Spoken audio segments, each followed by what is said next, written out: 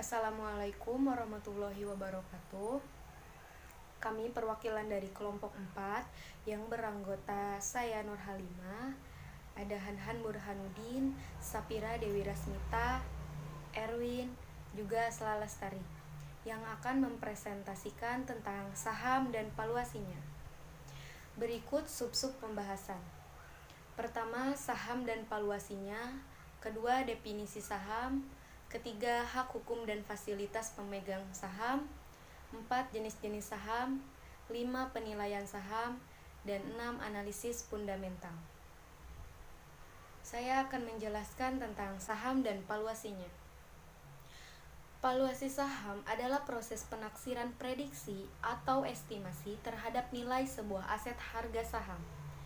Valuasi berasal dari kata value, yang artinya nilai, sedangkan nilai itu sendiri merupakan persepsi seseorang, yaitu harga yang diberikan oleh seseorang terhadap suatu tempat dan waktu tertentu. Alat analisis untuk mengevaluasi saham.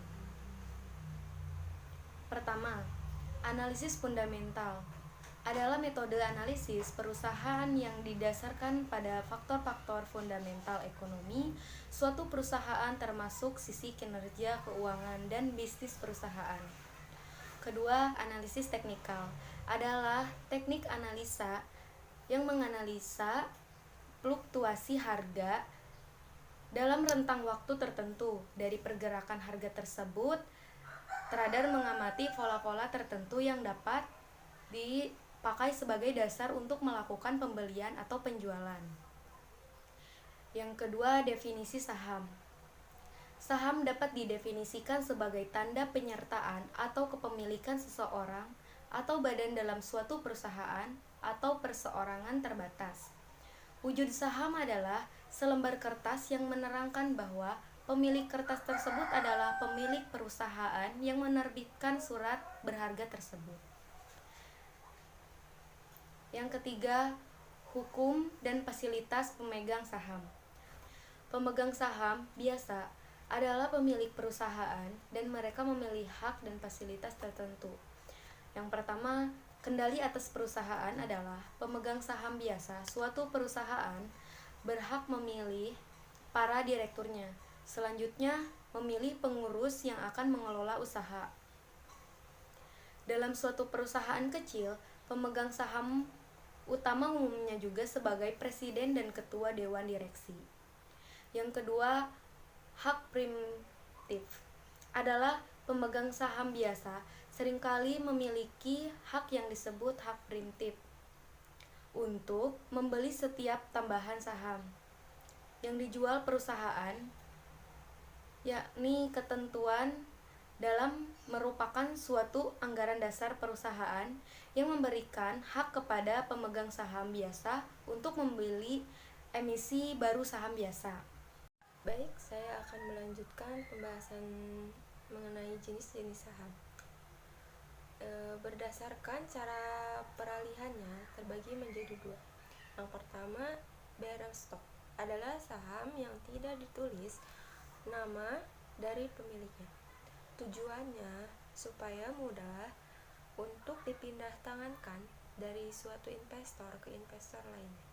Yang kedua, register stock adalah saham yang ditulis nama siapa pemilik dari saham tersebut, yang dimana cara untuk peralihannya harus melalui cara dengan prosedur tertentu. Yang kedua, berdasarkan hak klaim terbagi menjadi dua. Yang pertama, saham biasa, sering disebut juga dengan common stock. Saham biasa merupakan pemilik sebenarnya dari perusahaan. Mereka menabung resiko dan mendapatkan keuntungan. Yang kedua, jenis-jenis saham biasa.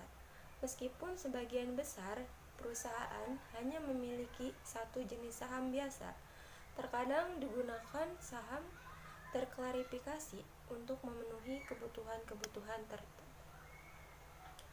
5. Penilaian saham. Nilai buku merupakan nilai saham menurut pembukuan. Nilai buku per lembar saham menunjukkan aktiva bersih yang dimiliki oleh pemegang saham. Dengan memiliki satu lembar saham, dalam menghitung nilai buku suatu saham, ada beberapa nilai yang perlu diketahui, yaitu nilai nominal, agio saham, nilai modal disetor, dan laba ditahan. 2.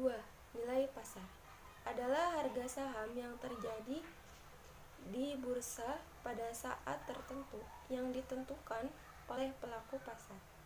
Nilai pasar ditentukan oleh permintaan dan penawaran saham bersangkutan di pasar bursa.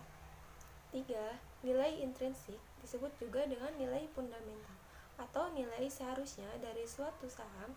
Ada dua macam analisis yang digunakan untuk menentukan nilai sebenarnya dari saham, yaitu analisis sekuritas fundamental atau analisis perusahaan dan analisis teknik.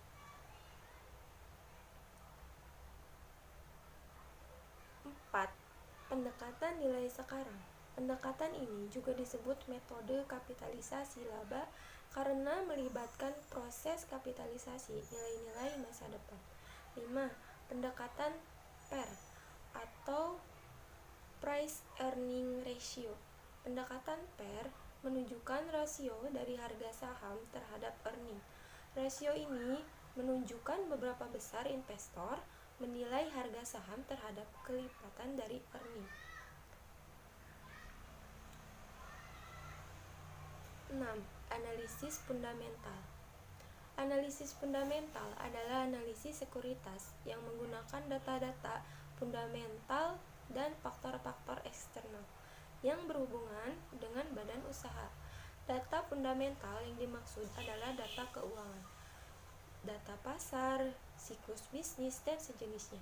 Analisis fundamental dapat digunakan untuk melakukan investasi jangka panjang dan menilai kelayakan suatu saham. Cukup sekian presentasi dari kelompok kami.